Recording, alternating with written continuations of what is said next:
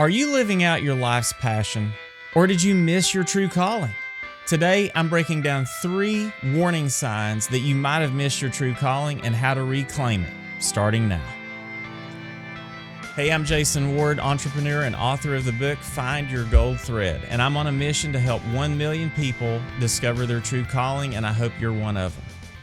The premise of my book's pretty simple.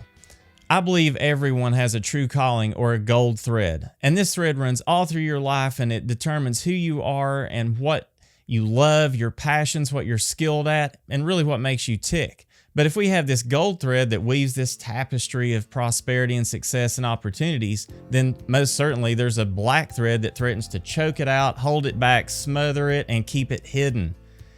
One of those black threads could be what's holding you back from finding your true calling in your career.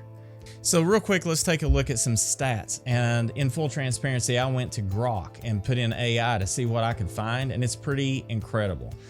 66% of people report some level of career regret. Do you fall in that category? Do you regret your current career and the life choices you made that got you where you are? 69 to 70% of people have changed or intended to change their career path in just the last 12 months. Overall, 40 to 60% want a different job or something new, and a lot of them express an interest in prioritizing a meaningful change in their career versus just staying put. They want more out of their work versus just staying put for the money. Now, while higher pay does motivate a good percentage of people moving from one career or one job to another, there's a secondary stat where people want purpose and a higher impact. That's like number 2 to higher pay. They want something where they can have more meaningful impact. And it's interesting that the Gen Zers and the millennials edge out older people like me on this point, and they place a meaningful purpose in their work as a non-negotiable thing. So that's pretty encouraging that people are looking for more purpose and more meaning in their work. Is that you? Is that what's driving your maybe displacement or this unsettled feeling of where you are? Do you feel like you missed your true calling? So right away, here are the 3 warning signs that you might have missed your true calling. Number 1, dreading work. Are you one of those people who it's TGIF? I mean, think about where that whole concept came from, where it's not just about being tired at the end of the week. It's like, oh my gosh, I feel like I've just gotten out of a prison when you finally clock out at the end of the week, and now you have this glorious weekend that you can look forward to. But do you completely check out of work? When you go home, it's the last thing you want to think about. You push it away like it's on the other side of a canyon from you. You don't want to think about work. And then on Sunday evening, as you're sort of winding down, you start getting that little sinking feeling in your stomach, like, oh my gosh, I have to go back to that place tomorrow. Well, that's one of the first hallmarks that you might have missed your true calling. Work shouldn't be like that. And I have had a job just like that in my career. My first ad agency job. This is after going to 2 years of graduate school and doing internships because this is what I thought I wanted. And I finally landed a job in an ad agency only to hate it and dread it just like that. And I remember the feeling of driving up into the parking lot and just having that sinking feeling of dread. It's like I pull into my assigned parking spot and I got my key card to get back in the door. And it's Monday and I have this grueling 5 days of torture to look forward to on Monday morning. Does that resonate with anybody? And do you remember, or do you have the feeling on Friday when you finally walked to your car? I sure did. When I got in that vehicle and I pulled out of that parking garage, I felt like I had been released from a prison of sorts. That's no way to live. And don't beat yourself up over how you got in this place. But later on, I want to kind of focus more on how do we get out of this? How do we get out of this routine? Because that's the first sign that you are missing out on your true calling if you absolutely dread what you do. Number 2, you fantasize at times about other careers, other things you could be doing, or you get jealous of people that you see that have a different job. Pay attention to those moments. I'm going to talk about that a little bit more in a few minutes, but there's something in that fantasy. When you look at somebody and you envy their career and their job, what is motivating that? What is it? Is it that they are doing something that you perceive as more fun, or is it more? Is it something that you feel like would better suit you and your purpose? Why do you not feel that you're getting purpose from your current work? And why do you fantasize about other careers? Is it just about the money, or is there something bigger under there that would give you more purpose? Think about that. But that's number two, is that you fantasize about another career or get jealous of somebody else that you see that has another career. I have absolutely had this moment where I'm driving to a photo shoot in a beautiful place under the sun and driving on mountains and things, and I almost have to pinch myself because I think, oh my goodness, at one point in my career I was sitting in a cubicle feeling like a prisoner, and now I'm out here and I'm shooting photography, I'm doing things that I love to do, and I'm having so much fun doing it. It doesn't even feel fair. Like, pinch me. That's what we want you to have in your career, where you feel like you are the luckiest person and that everyone else must envy you in your career. That's when you know you've landed on your true calling. And number three, let's talk about burnout and just ongoing exhaustion in what you're doing. You just have no real reason to be tired or exhausted or smothered, but you just don't have any energy. Like, you just drag in, you start getting that lull around lunchtime. After lunch, forget about it. You're just like, I could take a nap. Is that you? Do you just feel like you lack any energy whatsoever to do your current role? That's no way to live. I'll tell you, I've worked on some projects before too, by contrast, that are completely different. I actually get energy from doing the work.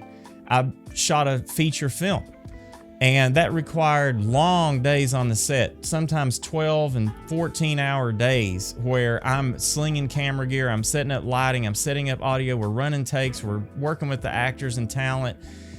And at the end of the day, when you would think I would be absolutely smooth exhausted, I really wasn't, because the work itself actually gave me energy. Can you think of things like that work to give you energy when you're working really hard on them? Maybe it's something that you do as a hobby, or maybe it's some sort of offshoot of the current work that you do that you just get to do occasionally, but you look forward to those moments because you get energy from those things. Pay attention to that. Pay attention to what those things are, because those are probably really aligned with your true calling. Now, it's not that you can't do the work. You're plenty capable, you're plenty wise and smart and talented enough to do your current work. But I compare it like this. A thoroughbred horse is a pretty strong animal, right? And a horse can pull a plow. If you hook a plow to a horse, any horse, that horse is capable of pulling that plow, right? And it can do just as good as the horse next to it. But what if this horse was a thoroughbred racehorse, and it did not know that it was a racehorse until somebody actually led that horse to the track? Now it's got purpose. Now it finds, oh, I have a gift, I have a skill, I can go fast. There's nothing in my way and nothing holding me back like that plow, and now I can just run around this thing like it's nothing. Are you sort of a thoroughbred that's hooked to a plow in metaphorical terms? Are you kind of pulling some weight that really wasn't intended for you right now? Could you actually spread your wings a little bit and run a different race if only you could be led to the track? Let's talk about some ways to get back to your true calling now. Number one, start with the fantasy. What is it that you were thinking about when you were dreaming about having that other career or jealous of that other person's career? What was that? Pay attention to that, because if you get lost in a daydream about doing something, that's motivated from something. That little gold thread that I talked about in the beginning, that goes all the way back to your childhood. It's those things that captivated your imagination. And those aren't gone. Those are down in there. They might be buried. And those little fantasy moments where you start dreaming again, that could be bringing some of that back out. So pay attention to that. That's not just nothing.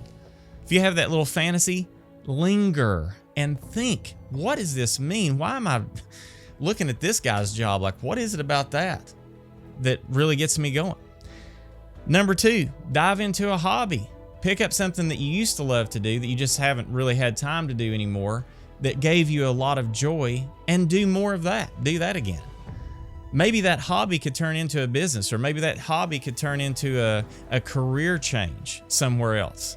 Because if you've had that interest, or you have something that you're interested in dabbling in, then you're probably just making excuses right now of why you can't. You don't have time, you don't have the energy, and all those other things that are weighing you down. Break free of those things and just pick it back up.